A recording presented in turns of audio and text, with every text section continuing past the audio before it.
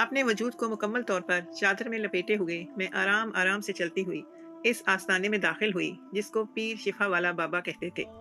इस पीर का आस्ताना सरगोधा में वाक़या था और मैं ख़ास तौर पर इस पीर के आस्ताने पर हाज़िरी के लिए अपने शहर से अपनी सहेली के घर सरगोधा रहने आई थी। मैं 2 दिन पहले ही सरगोधा आई थी और बड़ी मुश्किल से मुझे मेरे शौहर से इजाज़त मिली थी यहाँ आने की। मैंने अपने शौहर से झूठ बोला था कि मेरी सहेली के देवर की शादी है और वो बहुत इसरार कर रही है कि मैं इसके देवर की शादी अटेंड करूं। मैं पिंडी में रहती थी और पिंडी से लेकर सरगोधा तक का सफ़र काफ़ी तवील था मेरे लिए। मैंने कभी ज़िंदगी में इतना तवील सफ़र नहीं किया था क्योंकि मैं ज़्यादातर घर से बाहर नहीं निकलती थी। मेरे तमाम रिश्तेदार भी पिंडी में ही रहते थे, लेकिन मेरी सहेली की शादी यहाँ सरगोधा में हुई थी और वो मेरी बहुत ही पक्की सहेली थी।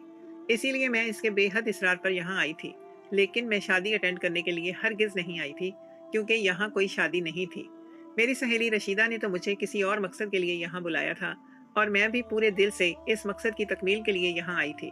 मेरे पास सिर्फ 1 हफ्ता था अपना काम करने के लिए और इससे ज़्यादा घर से बाहर रहने की इजाज़त मेरे शौहर ने मुझे नहीं दी थी।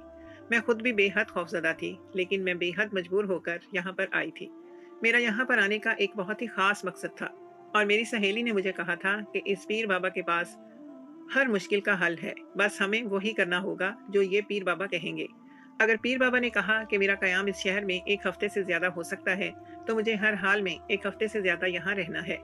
और सहेली की बात सुनकर मैं परेशान हो गई थी। 1 हफ्ते की इजाज़त भी मुझे बहुत मुश्किल से मिली थी। मेरी शादी को 5 साल हो गए थे और मैं मुसलसल मुर्दा बच्चे पैदा किए जा रही थी।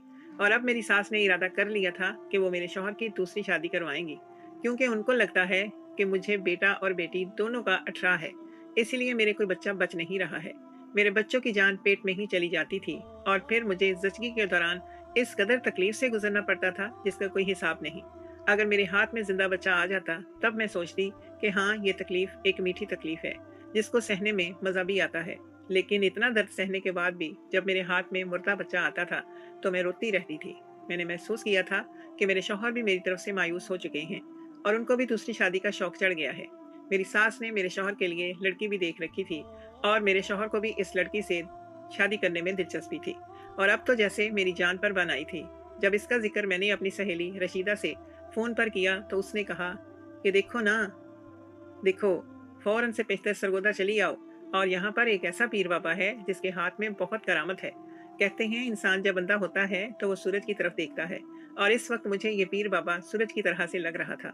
मेरी सहेली ने मुझे इस कदर यकीन दिलाया था कि मैं उसकी बातों में आ गई और यहाँ तक चली आई। ये मेरे लिए आसान नहीं था, लेकिन मेरे शौहर को मुझ पर अंधा एतमाद था, इसलिए उसने मुझे जाने की इजाज़त दे दी, वरना इसकी तबीयत के खिलाफ थी ये बात कि मैं 1 हफ्ते के लिए अनजान शहर में अनजान लोगों के बीच रहने के लिए जाऊं।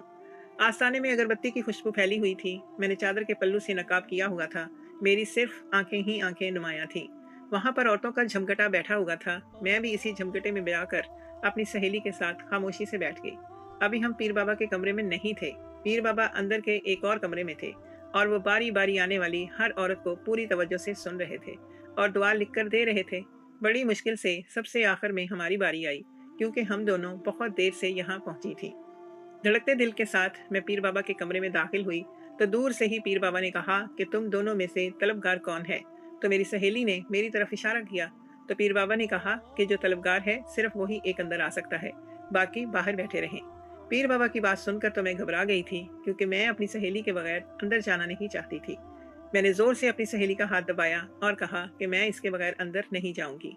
लेकिन मेरी सहेली ने कहा कि डरने की कोई बात नहीं है, तुम खामोशी से अंदर चली जाओ, वरना पीर बाबा को जलाल आ जाएगा और फिर नुकसान हो सकता है, नफा की बजाय। मेरी सहेली ने कहा अगर तुम्हें सौतन से बचना है तो पीर बाबा की हर बात माननी होगी, वरना सौतन तुम्हारे सर पर आ जाएगी और फिर तुम कुछ भी ना कर सकोगी। तुम सिर्फ एक फालतू सामान की तरह से रह जाओगी इस घर में। क्या तुम ये बर्दाश्त कर सकती हो कि तुम्हारा शौहर